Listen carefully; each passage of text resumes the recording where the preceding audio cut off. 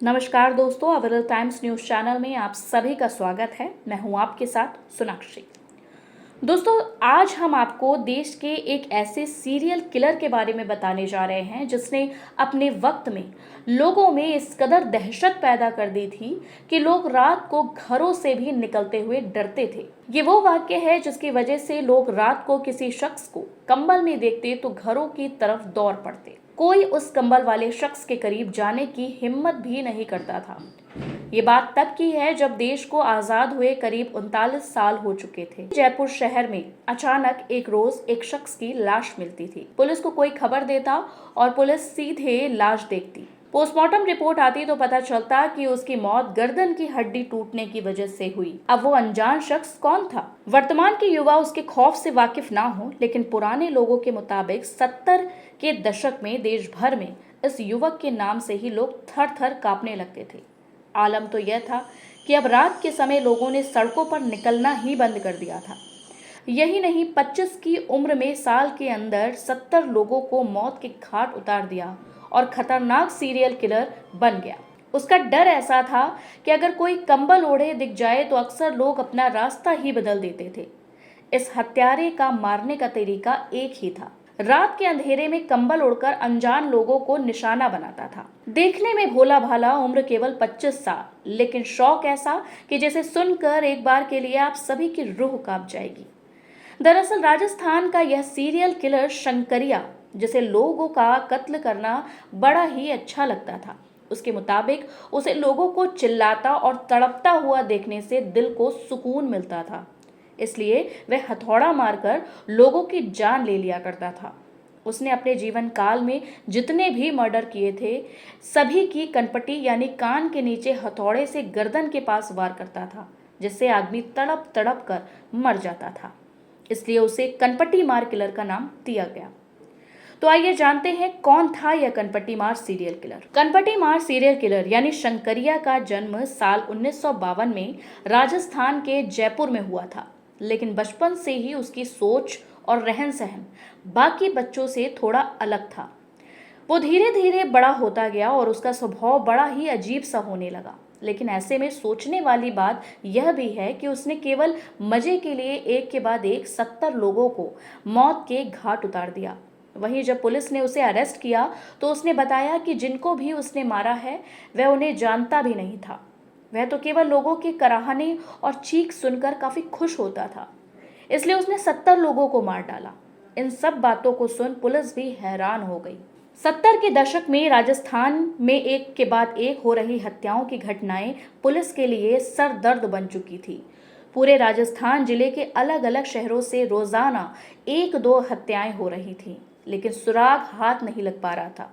वहीं जब कत्ल की यह वारदातें बढ़ने लगीं तो पुलिस ने इन सभी हत्याओं की जब कड़ी बनाई तो उसमें पाया गया कि सारी हत्याएं एक ही तरह से हो रही हैं, जिनमें किसी अनजान व्यक्ति द्वारा लोगों के गर्दन व कान के नीचे यानी कनपटी पर वार किया जा रहा है, जिसे देखकर एक बार ऐसा लगता है कि कोई भारी हथियार से लोगों के कान के नीचे गर्दन पर वार करके उन्हें मौत के घाट उतारा जा रहा है। खौफ के चलते लोगों ने रात को घरों से निकलना बंद कर दिया था। अब राज्य में यह बात फैलने लगी और पुलिस की गश्त बढ़ा दी गई, लेकिन अलग अलग इलाकों में ठीक वैसा ही मौत का नजारा चलता रहा। यह बात फैलने लगी कि रात के अंधेरे में कोई अनजान शख्स कंबल ओढ़कर सड़कों पर निकलता है और रास्ते में चल रहे अकेले आदमी पर पीछे से कान व गर्दन पर हथौड़े से वार कर देता है। यह वार इतना तेज होता है कि आदमी की तुरंत ही मौत हो जाती है। कई अखबारों में यह मामला चर्चाओं में आ गया। अक्सर यह उन्हीं लोगों को शिकार बनाता था जो लोग अकेले होते थे, क्योंकि उसे डर था कि यदि एक या दो से अधिक लोग होने पर भी वह पकड़ा जाएगा, इसलिए वह केवल अकेले आदमी को ही अपना शिकार बनाकर उसे मौत की नींद सुला दिया करता था। अक्सर रात के अंधेरे में यह सीरियल किलर खुद को छुपाने के उद्देश्य से एक कंबल ओढ़कर सड़क किनारे बैठ जाया करता था और उस रास्ते से गुजरने वाले लोगों का इंतजार किया करता था। ऐसे में जो भी व्यक्ति उसे अकेला दिखता था वह उसे पीछे से दौड़ाकर उसके कान के नीचे गर्दन के पास एक भारी हथौड़े से वार करके उसकी हत्या कर दिया करता था। साल 1978 से 1979 के बीच उसने एक के बाद एक 70 लोगों को मौत की नींद सुला दी। उसके तांडव से आम आदमी के साथ साथ पुलिस भी हैरान और परेशान थी। कई चश्मदीद लोगों ने बताया भी था कि सड़क पर कंबल ओढ़कर व्यक्ति बैठा था। पास गए तो उसने अंदर छिपा रखे हथौड़े से वार करना चाहा, भागकर जान बचाई। पुलिस ने ये सभी चश्मदीदों को बुलाया और उसका हुलिया पूछा, स्केच बनवाए गए और तब यह आइडिया लगा कि इस किलर की उम्र ज्यादा नहीं लग रही है। लेकिन वो कहते हैं ना कि कातिल चाहे कितना भी शातिर हो, एक ना एक दिन वह कानून के शिकंजे में आ ही जाता है। इसलिए उसके बढ़ते हुए अपराध को देखते हुए पुलिस की कई टीमें अलग अलग स्थान पर आम आदमी की तरह रात के अंधेरे में छुपकर अब सीरियल किलर का इंतजार करने लगी। ऐसे में एक रात वह सीरियल किलर सड़क किनारे पेड़ की ओट लिए घात लगाए कंबल ओढ़े हुए बैठा था। शायद वह अपने अगले शिकार का इंतजार कर रहा था। लेकिन इस बार उसकी किस्मत इतनी अच्छी नहीं थी। जैसे ही उसने एक और व्यक्ति की हत्या करना चाही, पुलिस ने उसे धर दबोचा। इस दौरान पुलिस ने उसके पास से हत्या में प्रयोग किए जाने वाले हथौड़े और एक कंबल को भी बरामद किया और पुलिस ने पूछा, अब तक तुम 60 हत्याएं कर चुके हो? तो उसने खुद बताया कि नहीं, आप गलत हैं, अभी तक मैं 70 लोगों को मार चुका हूं। वहीं पुलिस ने उसके बयान दर्ज करते हुए उसे कोर्ट के सामने पेश किया गया, जहां पर कोर्ट ने भी इस मामले को गंभीरता से लेते हुए महज 3 महीने के अंदर ही इस कोर्ट ने इस मामले में सुनवाई करते हुए उसे फांसी की सजा सुना दी।